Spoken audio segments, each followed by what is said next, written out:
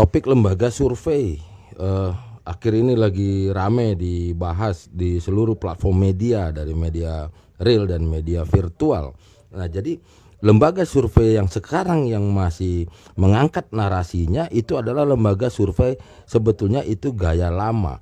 Mereka boleh dibilang bahwa ya tidak jujur atau tidak apa, karena dia masih mengaku mengatakan hasil dari pada survei secara real, secara fisik. Misalnya ditanya kepada orangnya face to face begitu ya, ketemu secara fisik, entah itu di mall, di pasar, di terminal dan lain sebagainya.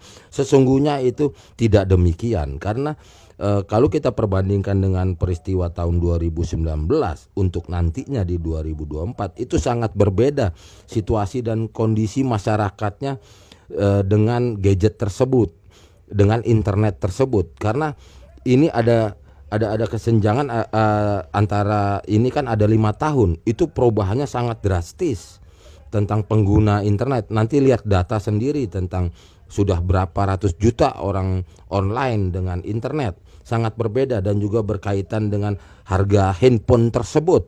Handphone tersebut yang mungkin tahun 2019 harus punya uang 2 juta dulu baru bisa. Kalau sekarang dengan modal antara 500 sampai 700 ribu sudah dapat memilikinya. Nah, maka kaum milenial sudah dapat dipastikan bahwa setiap individu memiliki gadget yang pastilah itu keurusan virtual, internet. Nah, di sini akhirnya memang sekarang ini kan masih malu-malu menganggap urusan virtual itu recehan. Segala hal-hal yang ada itu hanya buat main-main. Kalau yang ada di gadget itu buat main-main saja. Ternyata kan tidak. Sebetulnya di dalam media platform apapun ya, media TV, media real segalanya, itu dunia real sebetulnya mengambil juga awal info itu berbasis dari di dalam dunia virtual tersebut.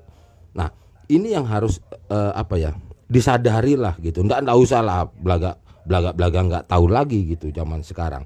Nah, maka analisa itu sebaiknya lembaga survei ini yang langsung aja jujur, lembaga survei virtual. Maka segala hal itu yang disurvei dari virtual. Jadi platform daripada segala opini dan lain-lain itu langsung aja ngaku lah, jujur lah, nggak usah seperti lembaga survei bergaya jadul itu.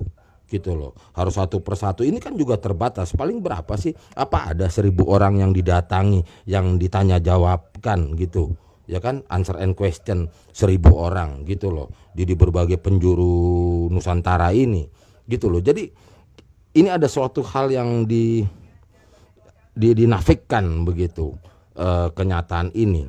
Nah, kalau nanti seandainya kita masih memakai teori gaya mindset daripada 2019 untuk digunakan nanti 5 tahun ke depan ini atau 4 tahun ke depan dari 2019 ke 2024 ini, tanpa melihat dalam kurun waktu 5 tahun ada perubahan apa ini akan ketinggalan zaman. Lembaga survei ini sudahlah, enggak usah belaga tidak pernah melihat gadget gitu loh. Jadi kalau ini masih dipakai terus, nanti akan membuat runyam menjadi jungkir balik. Terjadi apa sesungguhnya? Karena opini itu terlahir daripada dunia virtual. Nah, sebab kenapa kaitannya? Nanti di dalam analisa hasil daripada survei virtual tersebut nanti tidak akan sinkron dengan dunia nyata kalau masih mau pura-pura seperti lembaga survei yang gaya lama ini, seolah-olah harus real, harus fisik. Enggak juga kok sekarang. Sekarang berangkatnya semua berbasis daripada suatu hal yang ada di dunia virtual, di dunia sosial media itu. Maka surveinya itu nanti secara detail nanti ada di video lainnya, bahwa profil-profil sosial media itulah yang menjadi basis yang harus disurvei. Tidak ada kaitannya nanti kalau kita angkat seorang tokoh begitu, tidak ada kaitannya dengan prestasi kerja, bagaimana dia populernya dan apa lain sebagainya. Di dalam dunia virtual itulah ini bisa dibuat image-nya begitu bagus, begitu indah gitu. Nggak ada kaitannya sama bahwa dia baik dan benar, bahwa dia betul-betul begitu prestasi dan lain sebagainya. Nggak ada lagi gunanya di dalam dunia virtual. Karena di dalam dunia virtual itulah dapat di-create begitu. Kita ndak bisa bilang fake, kita ndak bisa. Oh ya, satu lagi itu yang selalu dikatakan bahwa sosmed itu ada contrengnya enggak, kalau nggak ada contrengnya abaikan. Ntar dulu, sesuatu hal yang viral itu bukan karena profil contreng loh. Yang diistilahkan ya, nanti saya terangkan, yang diistilahkan tidak contreng pun gitu, tanpa contreng pun, itulah yang membuat sesuatu opini itu viral. Sekarang saya mau juga sharingkan bahwa ya, arti kata akun bodong itu tidak ada di dunia ini yang diistilahkan akun bodong. Bagaimana ada sesuatu akun tidak ada orangnya, kan itu maksudnya kan, orangnya kabur, orangnya nggak jelas.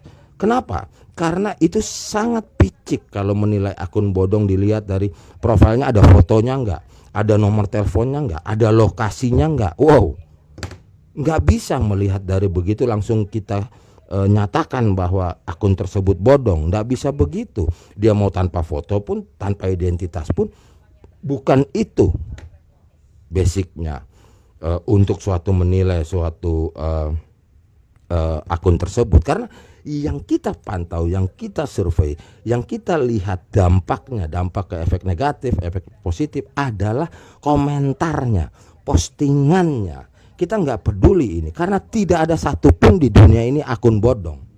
Emangnya gelombang frekuensi seluler phone itu dari planet lain?